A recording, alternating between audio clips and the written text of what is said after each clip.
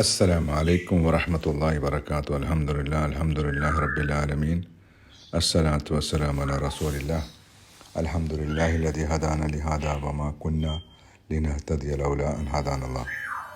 അല്ലാഹുവിൽ നിന്നുള്ള സുരക്ഷയും സമാധാനവും നിങ്ങളിൽ ഓരോരുത്തരും ഉണ്ടായിരിക്കട്ടെ. പ്രിയപ്പെട്ട സഹോദരി സഹോദരന്മാരെ, അല്ലാഹു സുബ്ഹാനഹു വ തആലയുടെ അതിഗംഭീരമായ ഒരു ഓഫറിനെ കുറിച്ച് സൂറ മറിയത്തിലൂടെ നമ്മൾ അറിയിക്കുന്നുണ്ട്. 96-ാമത്തെ ആയത്ത്, ഇന്നല്ലദീന ആമനു വ അമിലുസ്സാലിഹാത്തി സയജ്അൽ ലഹുമുർ റഹ്മാനു വുദ്ദ. വിശ്വസിക്കുകയും സൽക്കർമ്മങ്ങൾ പ്രവർത്തിക്കുകയും ചെയ്തവരാരോ അവർക്ക് അള്ളാഹു തീർച്ചയായും സ്നേഹമുണ്ടാക്കി കൊടുക്കുന്നതാണ്. ഈ ആയത്തിൻ്റെ വിശദീകരണത്തിൽ ഇമാം ബുഖാരി റിപ്പോർട്ട് ചെയ്ത ഹദീസ് 6040 അല്ലാഹു സുബ്ഹാനഹു വ തആല ഒരാളെ ഇഷ്ടപ്പെട്ടാൽ മലക്ക് ജിബ്രീലിനെ വിളിക്കും.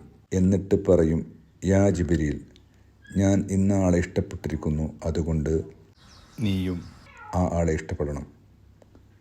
മലക്കുകളോടായി ജിബ്രീൽ അലൈഹിസ്സലാം പറയും, ഓ മലക്കുകളെ, അല്ലാഹു ഇന്ന ആളെ ഇഷ്ടപ്പെട്ടിരിക്കുന്നു, അതുകൊണ്ട് നിങ്ങളൊക്കെ ആ വ്യക്തിയെ ഇഷ്ടപ്പെടണം.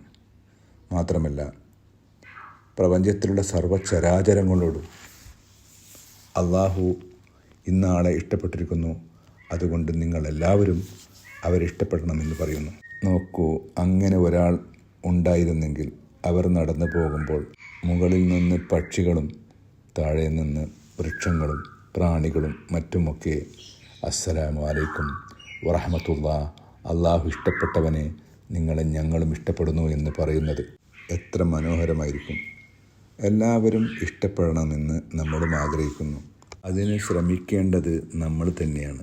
നല്ല സ്വഭാവമുണ്ടാവാൻ നാം തന്നെ ശ്രമിക്കണം. ഇമ്പോസിബിൾ എന്ന ഇംഗ്ലീഷ് വേർഡിൽ തന്നെ അടങ്ങിയിട്ടുണ്ട് ഐ ആം പോസിബിൾ എന്ന്. നല്ല മനസ്സുണ്ടാവാൻ നമ്മൾ ചെയ്യേണ്ടത് ചെയ്തു കൊടുത്ത നന്മകളും അനുഭവിച്ച ഉപദ്രവങ്ങളും ഓർത്തു വെക്കരുത്. ഇങ്ങനെയുള്ള അവസ്ഥയിൽ നമ്മൾക്ക് സംഭവിക്കാൻ എന്താണെന്ന് വെച്ചാൽ സങ്കടങ്ങളില്ലാത്ത ഒരു ജീവിതവും അസ്വസ്ഥതയില്ലാത്ത മനസ്സുമാണ്. അള്ളാഹുവിൻ്റെ നിർദ്ദേശം അമലുസ്വാലിഹാത്ത്, സൽപ്രവർത്തി ചെയ്യുക. അമലുസ്വാലിഹാത്ത് എന്താണെന്ന് മനസ്സിലാക്കി അത് ചെയ്യുന്ന സമയത്ത് പ്രതിഫലം ആഗ്രഹിക്കാതെ ആയിരിക്കണം. മറ്റാർക്കോ വേണ്ടി ചെയ്ത ത്യാഗത്തിൻ്റെ കണക്ക് വെക്കരുത്. അഭിനന്ദനങ്ങൾ, അപ്രീസിയേഷൻ, വാവ് എന്നൊക്കെ കേൾക്കുമ്പോൾ അഹങ്കരിക്കാതെ വിനയാന്യതനാണ് ആവേണ്ടത്. അത് കേട്ട് ശീലമായി കഴിഞ്ഞാൽ ആരെങ്കിലും വിമർശിക്കുമ്പോൾ മനസ്സ് വല്ലാതെ പ്രയാസപ്പെടേണ്ടതായി വരും. നിന്നുപോയ ക്ലോക്ക് പോലും ഒരു സമയം പറയുന്നുണ്ട് നമ്മളോട്. നമ്മുടെയൊക്കെ ജീവിതം നമ്മൾക്ക് മാത്രമല്ല, മറ്റുള്ളവർക്കും കൂടിയാണ്.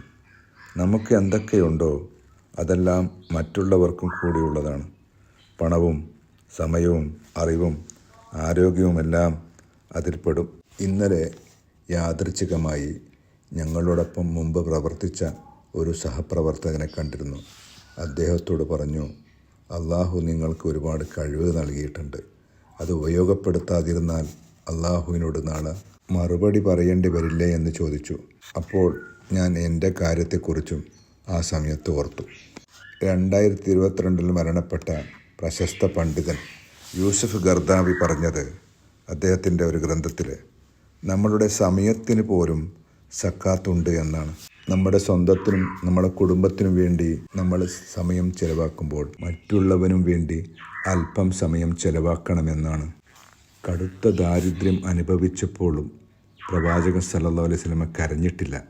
എന്നാൽ മറ്റുള്ളവൻ്റെ സങ്കടവും കഷ്ടപ്പാടും കണ്ട് ആ മഹോന്നതൻ കരഞ്ഞു പോയിട്ടുണ്ട്. മറ്റുള്ളവന് വേണ്ടി ഒഴുകിയ കണ്ണുനീർ ഒരു പുണ്യകർമ്മമാകുന്നു.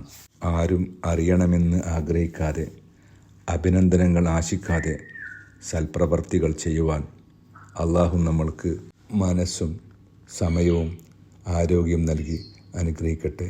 വാഖിർ ദഅ്വാനാ അനിൽ ഹംദുലില്ലാഹി റബ്ബിൽ ആലമീൻ. അസ്സലാമു അലൈക്കും വറഹ്മത്തുള്ളാഹി വബറകാതുഹു.